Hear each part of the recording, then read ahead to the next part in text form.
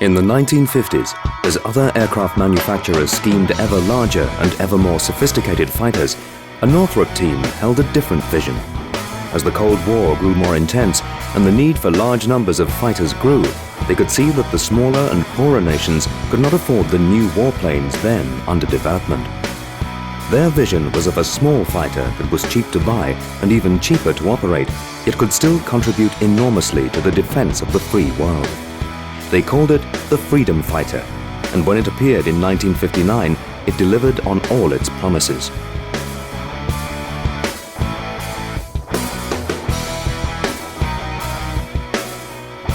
Simple and straightforward in its systems, equipment and handling, the F-5 nevertheless delivered more than adequate performance at a fraction of the cost of its rivals. It was the perfect export product, a fact underlined by the long list of nations that signed up for it. Many of these countries were developing nations in Latin America, Africa, the Middle and Far East, and the F-5 proved the ideal tool for them to establish credible, effective air arms in the supersonic era.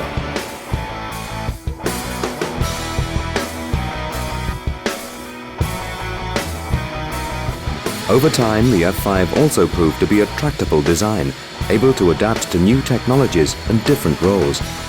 So it has remained in widespread service for over 40 years.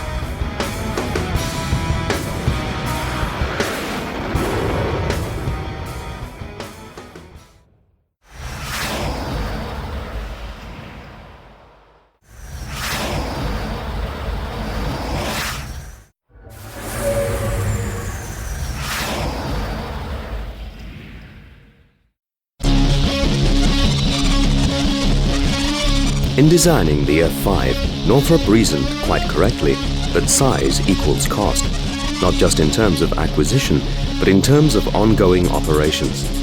Through-life costs were the main factor for many of the intended customers, so the F-5 was kept as small as possible.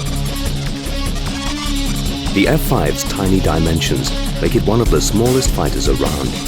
This can be of great advantage in air combat, as the F-5 is much more difficult to see in a visual fight than, say, the F-14 or F-15.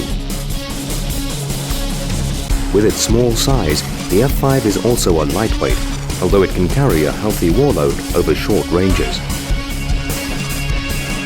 In keeping size and costs down, Northrop accepted the penalty of lower top-end speed, although the F-5 shows good straight-line acceleration.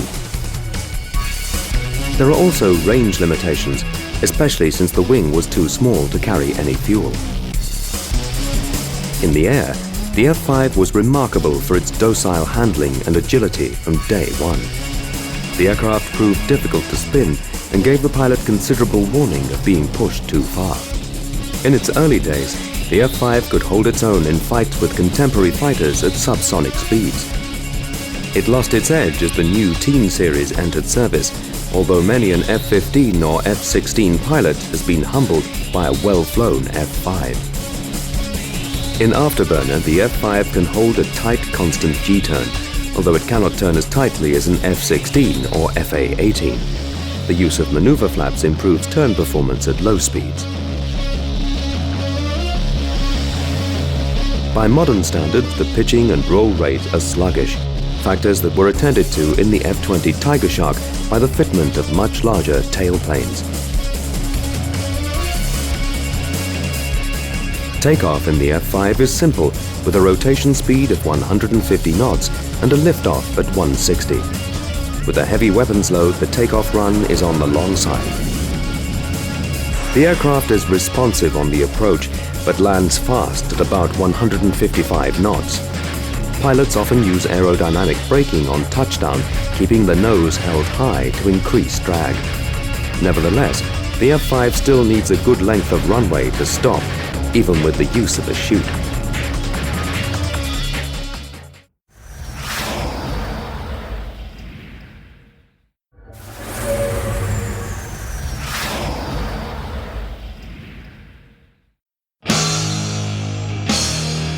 As a simple and straightforward aircraft, the F-5 had an equally no-nonsense weapons repertoire. Although precision weapons were added later in the aircraft's career, For the most part, the F-5 carried bombs and rockets with short-range missiles for the air defense role. The F-5 has 7 hardpoints. The wingtips mount launch rails for short-range air-to-air missiles or fuel tanks in the first-generation variants.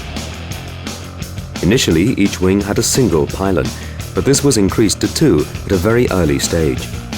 Finally, there was a centerline pylon for heavy stores.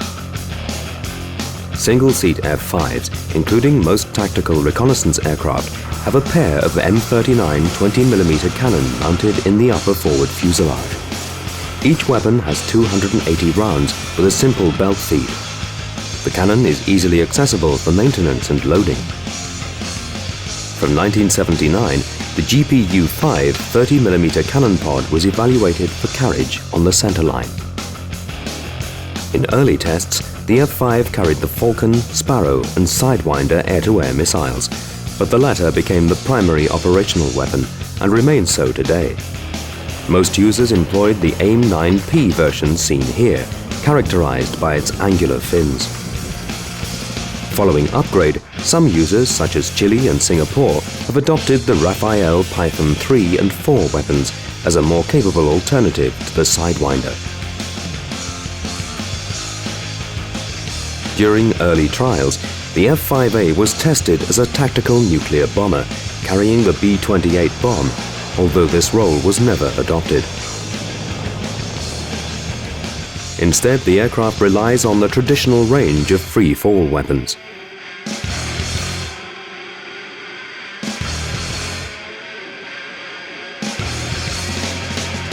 Bombs of up to 2,000 pounds can be carried, such as the Mark 84. A more common weapon is the Mark 82 500-pounder, which can be carried on triple ejector racks. Earlier bombs such as the M118 were also employed, as were cluster bombs.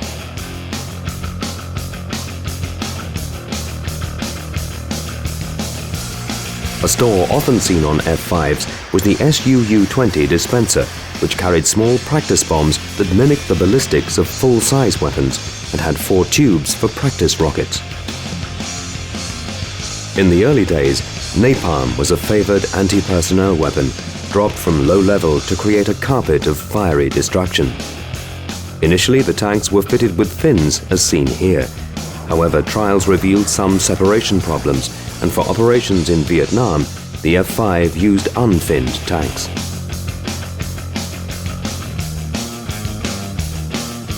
Another favorite was the unguided rocket, fired from a dive from various dispensers. The most common was the Lao 3 19-round launcher, which fired 2.75-inch rockets with a variety of warheads.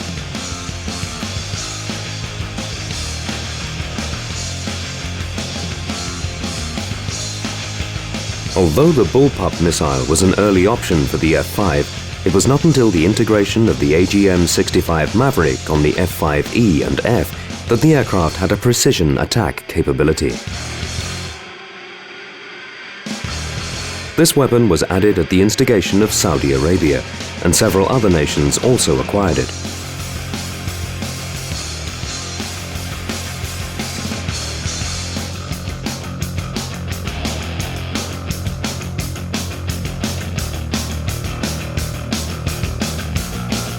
The third-generation F-20 had a much more sophisticated radar and central computer system than its predecessor and was capable of carrying a much wider range of weaponry.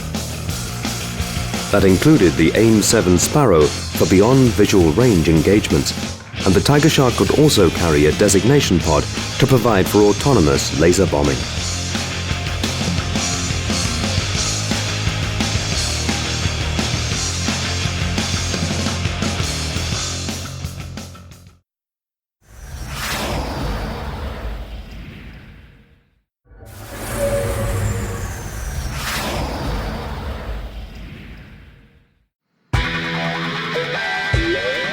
The early F-5A was an austere aircraft with a very basic navigation system, a simple gun sight and no radar.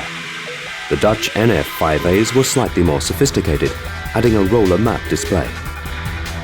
The F-5E was the first variant to have a radar, albeit one with limited capability.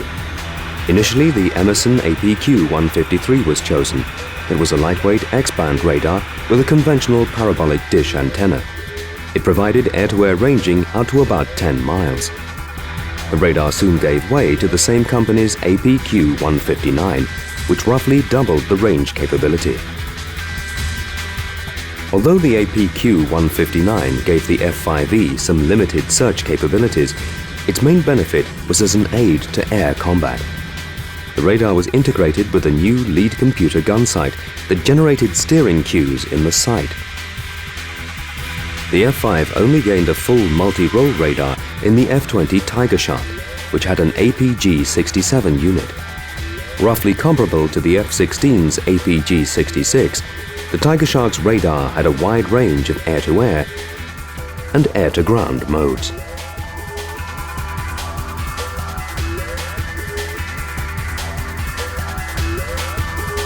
New radars have figured in some of the recent upgrades. Chile's F-5s have the Israeli ELTA ELM-2032 radar, while Singapore's aircraft now have the Italian Grifo FX radar. F-5Es were offered with a standard TACAN-based avionics suite, but were delivered in a wide range of avionics configurations due to various customer specifications. Several countries asked for inertial navigation systems, and there were many defensive options. Some F-5Es had chaff and flare dispensers or radar warning systems. Northrop even developed a jamming pod.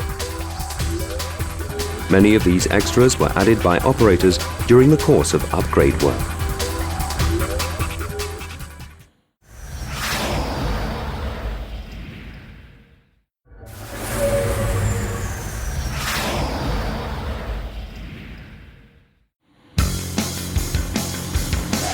Sitting high on the fuselage, the F-5 pilot had a good view of the outside world, even down over the long nose. Northrop designed its own ejection seat for the aircraft, which was adopted by most users, although a few operators later installed Martin Baker Mark X seats by retrofit. Although it was firmly from the older generation of dials and gauges, the F-5's cockpit was well laid out and was a pleasant surprise for pilots coming from types like the F-100 Super Sabre or F-104 Starfighter. The main panel was arranged in 5 logical sections, a central column and 4 quadrants. On top of the instrument panel was the lead computing gun sight that generated combined radar returns with aircraft gyro data to generate a steering cue for the pilot to follow and attack an aerial target. The sight had a film recording unit and a control box below. In the center of the cockpit was the radar display, surrounded by controls. Below that was the UHF radio control panel. The principal flight instruments were grouped in the top left quadrant of the main panel. Here there was an attitude indicator, airspeed indicator, altimeter, and vertical situation indicator. Below them were the vertical speed indicator and angle of attack readout. Also on the top left of the panel were the drag chute handle, landing gear lever and indicator lights, and the emergency arrestor hook actuator.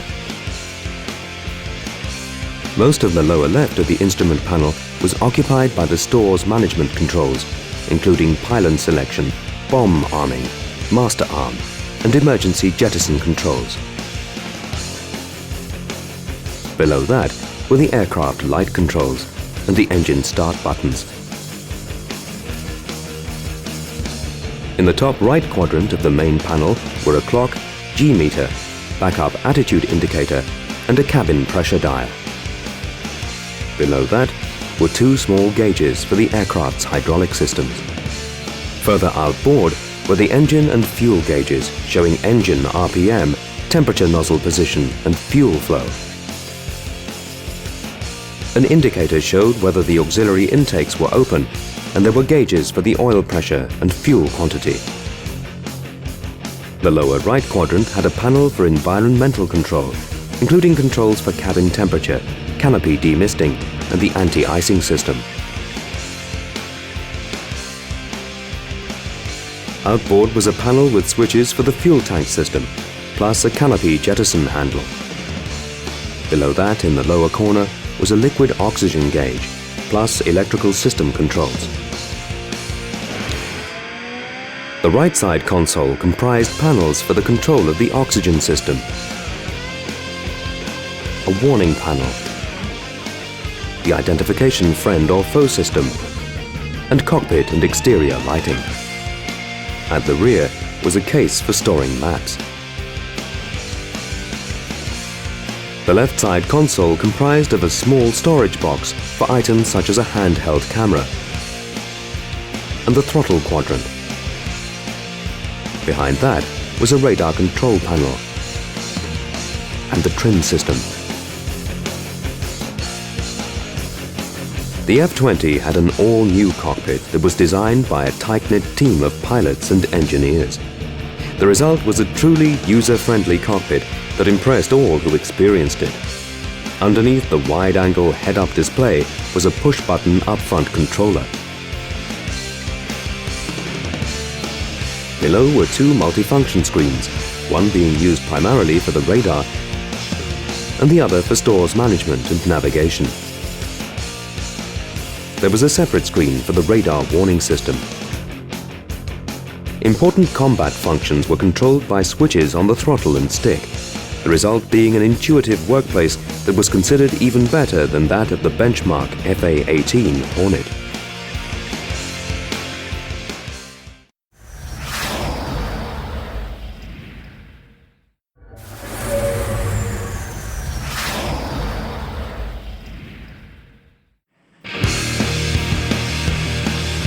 Power for the F-5 comes from a pair of General Electric J85 afterburning turbojets that offered unrivaled thrust to weight performance when they were developed. The engines are hung from rails in the upper part of the fuselage. To access the engines for maintenance, the F-5 was designed so that the lower part of the rear fuselage, complete with tailplanes, could be detached and wheeled away on a trolley.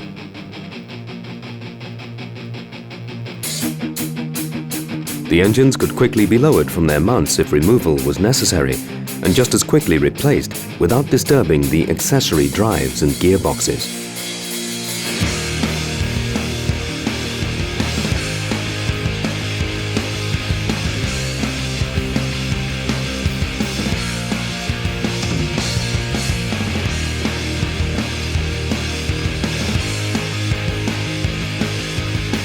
Starting was by ground cart, or by a solid cartridge that fired up the port engine.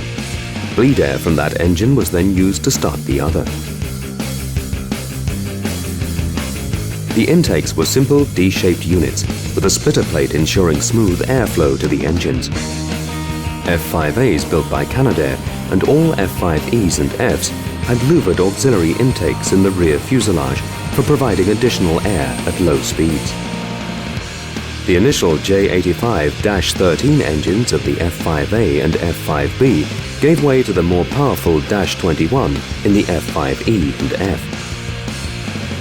The F-20 Tiger Shark had a single F-404 turbofan, necessitating a radical redesign of the rear fuselage to incorporate banjo-style mounts rather than the F-5's rail assembly.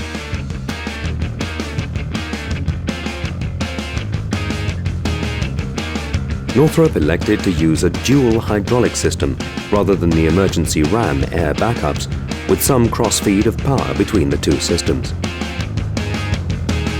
The flight control system needed one engine to be windmilling to maintain sufficient power to operate. Similarly, the electrical system was duplicated, with crossover for emergency power. The thin wings provided no room for fuel carriage, so the entire internal capacity was housed in the fuselage. The tanks were arranged in two groups, fore and aft, although they were known as left and right to denote the engine they served. Fuel could also be carried on the wingtips in area-ruled tanks, under the wing pylons and on the centerline.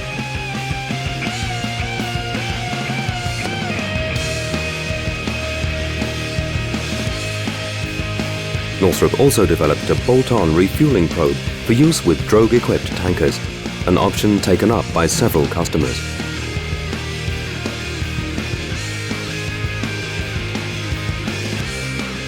The flight control system had simple stability augmentation for trimming and damping oscillation, but was essentially a direct system with conventional rods and cables to actuate hydraulic servos. The rudder at the base of the fin had 30 degrees of travel at low speed, but at higher speeds was locked to a travel of 6 degrees either side. The all-moving tailplane provided the pitch control, while conventional ailerons provided roll control. The wing mounted both leading and trailing edge flaps for high lift at low speeds, cross-linked so that they could not be deployed asymmetrically. For takeoff and landing, the leading edge flaps drooped to 24 degrees, while the trailing edge flaps were set at 20 degrees. For efficient cruise, the trailing edge flaps were deployed to 8 degrees, while for supersonic flight, they were retracted completely. There was also a combat flap configuration to dramatically increase turning capability. Used at speeds up to 550 knots, the combat mode set the leading edge flaps at 12 degrees, with the trailing edge units at 8 degrees. 2 air brake sections were mounted under the fuselage, the pitch system automatically retrimming itself when they were deployed.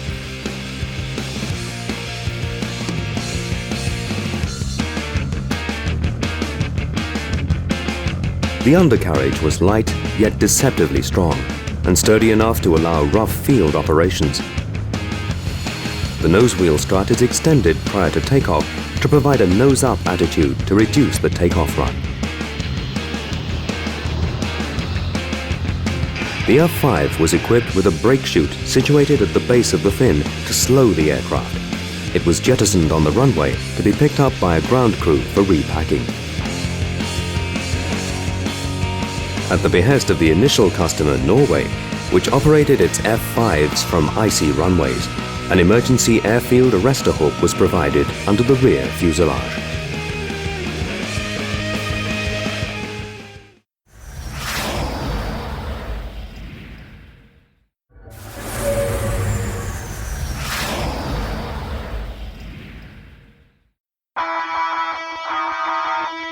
The first recipient of the F-5 was the US Air Force, although the service never adopted the type as a true frontline aircraft.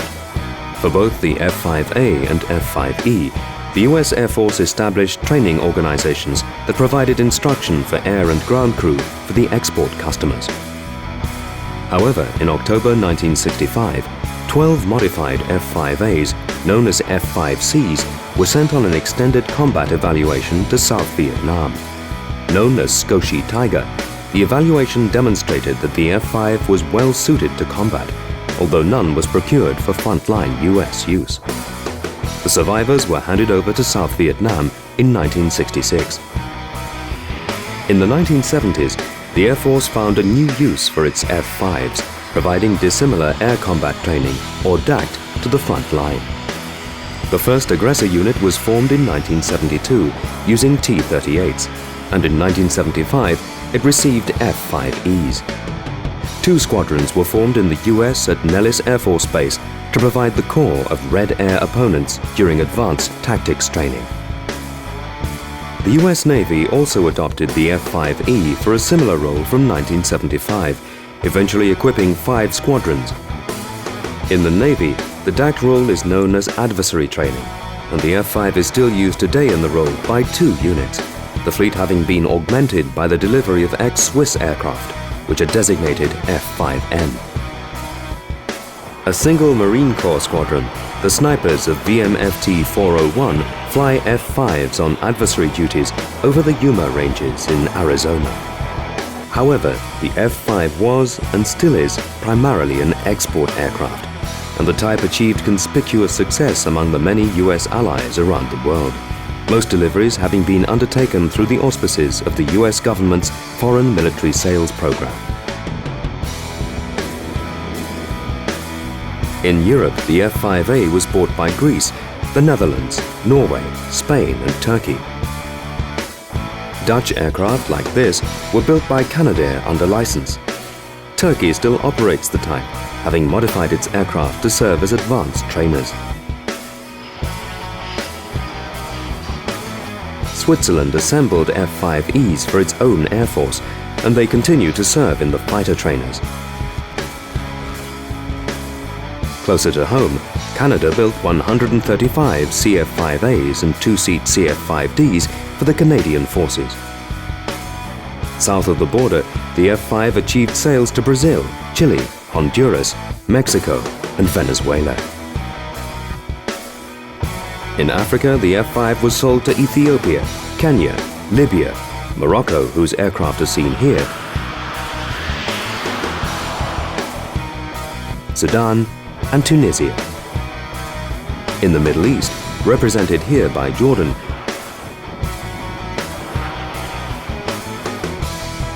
the F-5 was also sold to Bahrain, Saudi Arabia, and North Yemen. Imperial Iran was an important early customer, acquiring F-5As and Es, many of which saw action in the war with Iraq in the 1980s. Iran is currently developing derivative types under projects Azarakhsh and Sayaga. However, of all the theatres, it is perhaps the Far East where the F-5 made its greatest impact, being acquired and continuing to serve with most of the major pro-West air arms of the region. The Philippines was an early recipient of F-5As and Bs, acquiring its first aircraft in 1966 and flying them unmodified until the fleet was grounded in 2001.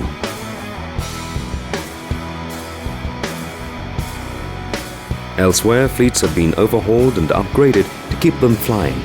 Singapore bought F-5Es and Fs, upgrading some aircraft to RF-5E standard. The fleet was recently upgraded with new radar and weapons. South Korea has operated all major versions of the F-5 in a long career that reaches back to April 1965. The F-5Es were assembled by Korean Air, while the J-85 engines were built by Samsung Aerospace. Like Korea, Thailand has also operated all the major F-5 versions, having acquired its first aircraft in 1967. As well as its front-line squadrons, it formed an aggressor unit.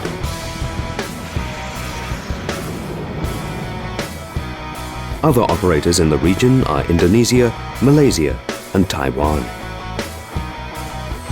In the 21st century, the story of the F-5 is slowly drawing to a close. Many aircraft remain operational, but numbers are dwindling as newer machinery is delivered and force levels are cut back. Many of the survivors, such as this Turkish F-5B, have adopted an advanced training role. With suitable cockpit upgrades, they provide an ideal lead-in for pilots destined for modern aircraft, such as the F-16.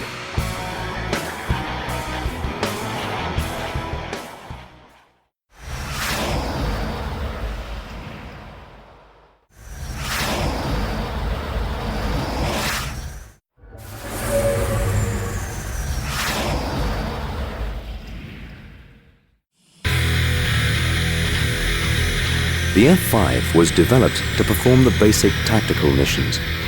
Lacking a radar in the A version and with only a limited range sensor in the E model, the aircraft was operated as a simple day fighter in the air defense role, relying on vectoring instructions from ground control and on visual sighting.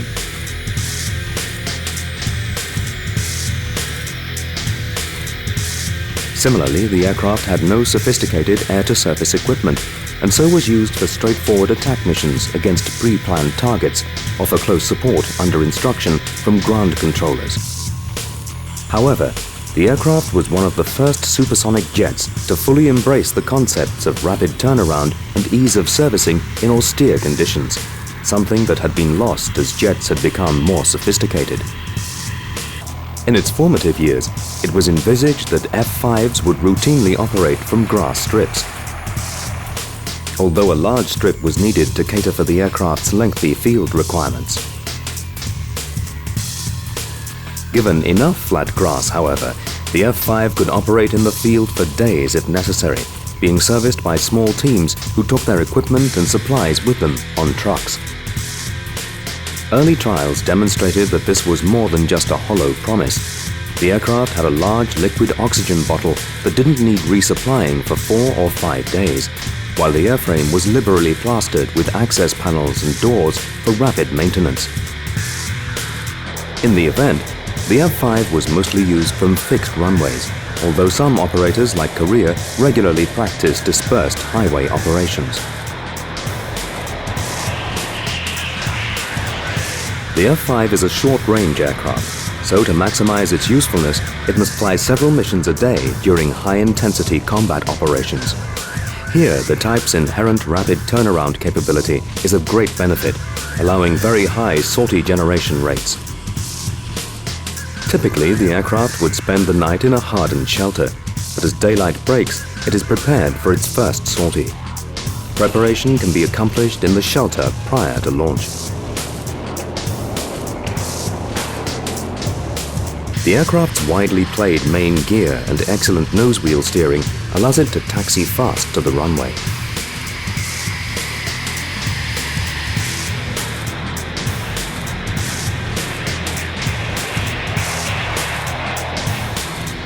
On return from its sortie, it taxis quickly into a turnaround bay, where ground crew set to work.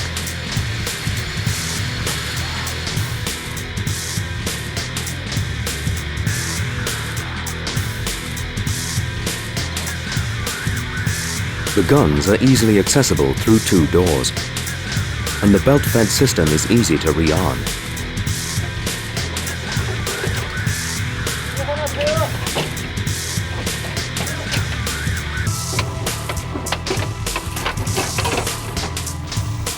With the magazines and belt back in place, the armorer cranks the first couple of rounds into the system, and the gun is ready for firing again.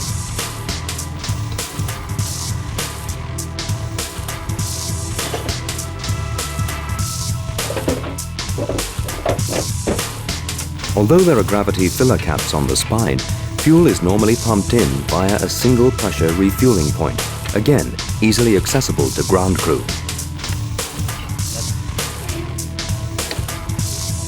A new brake chute takes a short while to pack into the housing above the engines. From the start, the F-5 and its austere systems exhibited outstanding reliability rates, vastly reducing maintenance needs and thereby increasing overall sortie generation rates.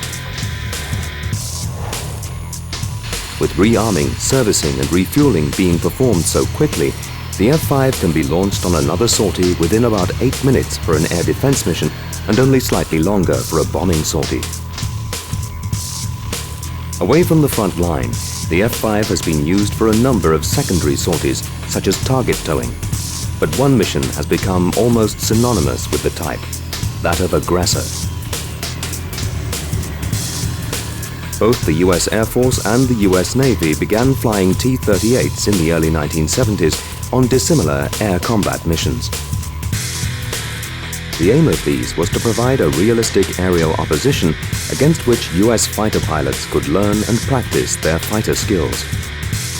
From 1975, both services adopted the F-5E as their primary aggressor type, as it proved very good at mimicking the characteristics of the MiG-21, for many years the principal threat aircraft type.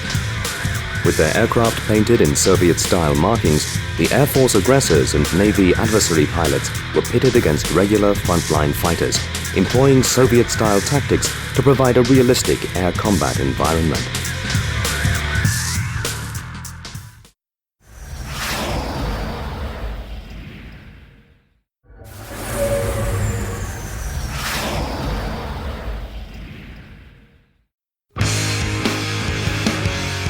In the early 1950s, fighters were becoming increasingly heavy and expensive. While the United States could afford such aircraft, many of its allies could not. Yet as the Cold War intensified, it became increasingly important for the West to maintain large numbers of fighters to offset the production being undertaken in the Soviet Union. Northrop saw a major opportunity to produce a small, cheap fighter for the free world and initiated a set of studies. Known as the N-156, the design went through several iterations before arriving at the N-156F, with a two-seat equivalent known as the N-156T. Northrop could have made the type a Mach 2 design in line with contemporary fashion, but opted instead for a Mach 1.5 aircraft that concentrated on ease of maintenance, reliability, and low operational costs. The N-156 design was remarkable mainly for its size and its slavish adherence to the Whitcomb area rule that carefully managed cross-sectional area to reduce transonic drag. Therefore, the fuselage had a long needle nose, simple intakes either side, a pinched-in waist, and the two J-85 engines set close together under the single fin. The wings were very thin and of simple planform. The tailplanes were mounted low on the rear fuselage. In November 1955, Northrop was asked to concentrate on the two-seater version, and this was developed to meet a US Air Force requirement for an advanced supersonic trainer. The following June, the N-156T design was selected for purchase, subject to successful flight tests. Northrop built two prototypes, which were designated YT-38s. The first of them flew on the 10th of April 1959. Development of the afterburning J-85 engine had not proceeded well, so it had unreheated engines. Nevertheless, it achieved Mach 1 in a shallow dive. The YT-38s performed well in tests, exhibiting good performance once the afterburning engines were fitted and an ease of handling that suited them well for the training role. The type was bought in large numbers by the US Air Force as the T-38 Talon and continues to serve today as the service's advanced trainer.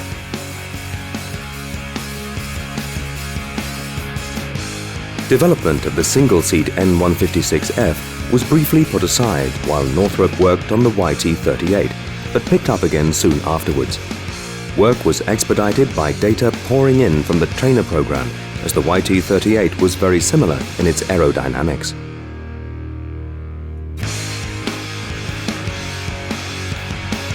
The first of three company-funded prototypes was rolled out on the 31st of May 1959 before being trucked to Edwards Air Force Base. From there it made its maiden flight on the 30th of July with Lou Nelson at the controls. Nelson took the number 1 aircraft through the sound barrier on the first flight.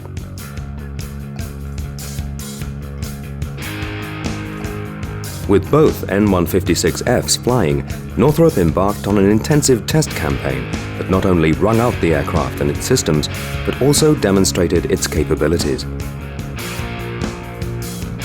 The aircraft displayed their ease of maintenance and the ability to operate from semi-prepared grass strips. Throughout the tests, the two prototypes turned in unprecedented availability and reliability figures. The tests came to an end in August 1960, by which time Northrop had shown that the N-156F could be operated at a far lower cost and with far fewer personnel than the Air Force's current tactical fighter, the F-100 Super Sabre. However, the Air Force dismissed the Northrop fighter out of hand, and the program came to an abrupt halt. For the next 2 years, the N-156F lay moribund, while Northrop concentrated on production of the T-38. However, in 1962, the Kennedy administration began to show interest in the little fighter. This interest was no doubt awakened by the evaluation of the N-156F by the US Army. Anxious to keep the Army completely out of the fighter business, the Air Force looked at the N-156F again as a candidate for a lightweight export fighter, and in April 1962 selected it as the winner of its FX competition. The designation F-5 was allocated in August. It received the name Freedom Fighter. A third prototype was built to production standards, and the earlier aircraft were upgraded. The three YF-5As had afterburning J-85s, some strengthening and extra hardpoints under the wings. The first flew in May 1963. By this time, Northrop already had a production contract.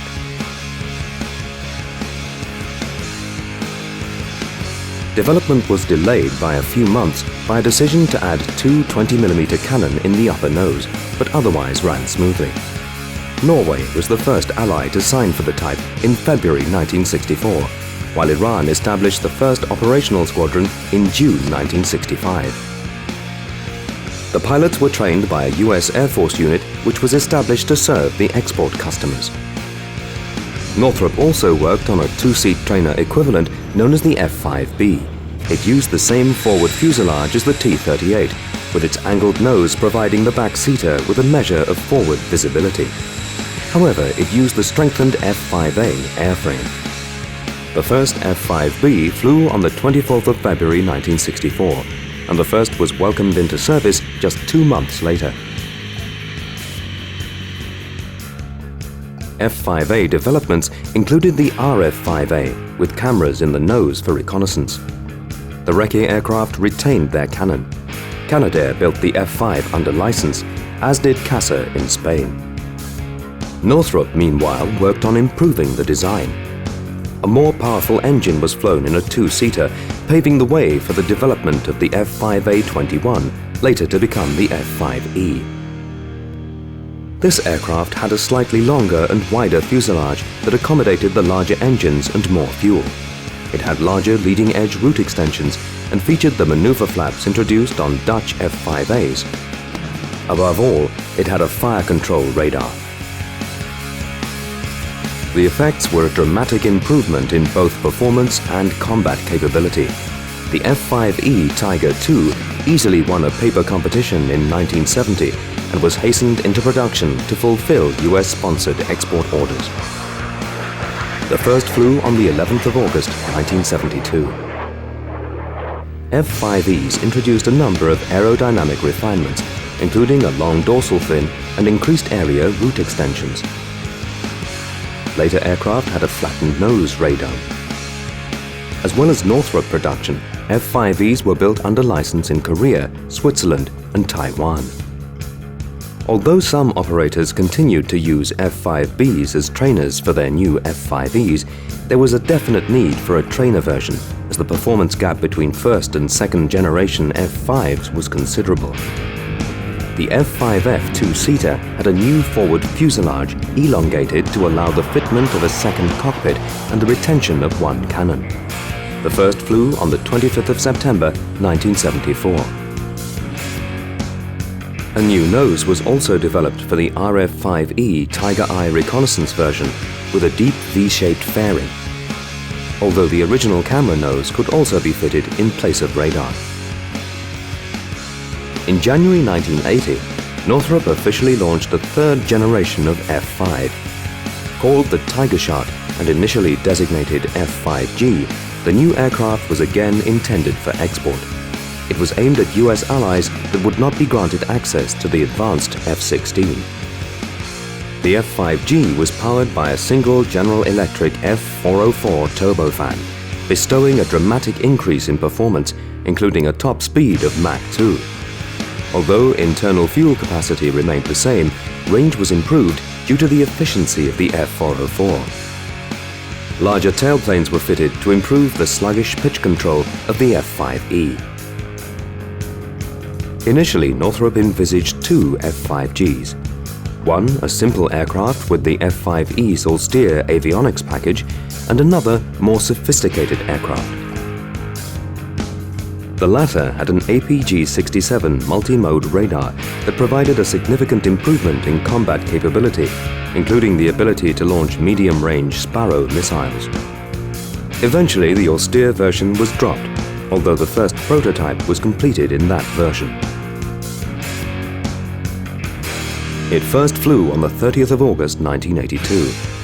Two further prototypes were flown, both with the APG-67 radar. By the time the prototype flew, President Reagan had been in office for 18 months, and his administration had removed the restrictions on exporting F-16s. The Tiger Shark had been rebranded as the F-20 and was widely marketed. It was a lot cheaper than the F-16 and no less capable in the fight. However, the availability of the F-16 ruled out many export opportunities. The F-20 was a serious contender for the US National Guard interceptor requirement, but in the event that slot was filled by a modified F-16 variant. Marketing the Tiger Shark became even harder following two fatal crashes, and in November 1986, Northrop abandoned the F-20 program. There were discussions with Taiwan and India to sell them the whole project for local production, but they came to nothing.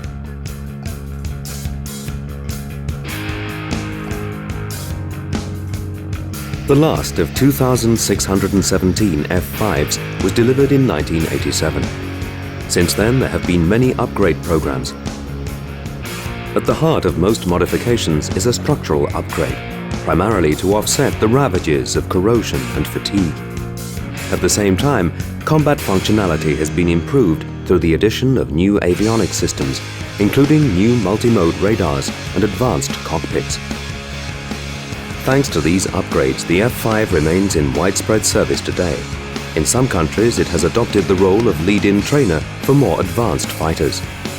Iran has recently unveiled at least 2 developments, one with a mid-set wing and one with twin fins.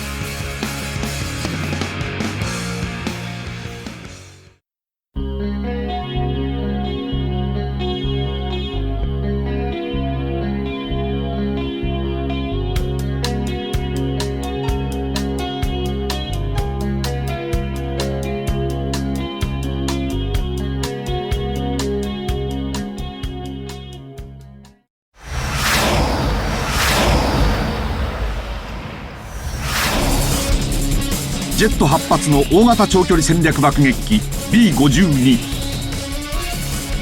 配備開始から50年以上も経った今日でもアメリカ空軍の第一線の座にある爆撃機です。冷戦時の核対機任務だけでなくベトナム戦争など多くの戦いに投入されたこの長寿爆撃機の全貌を解き明かします。次号もぜひお買い求めください。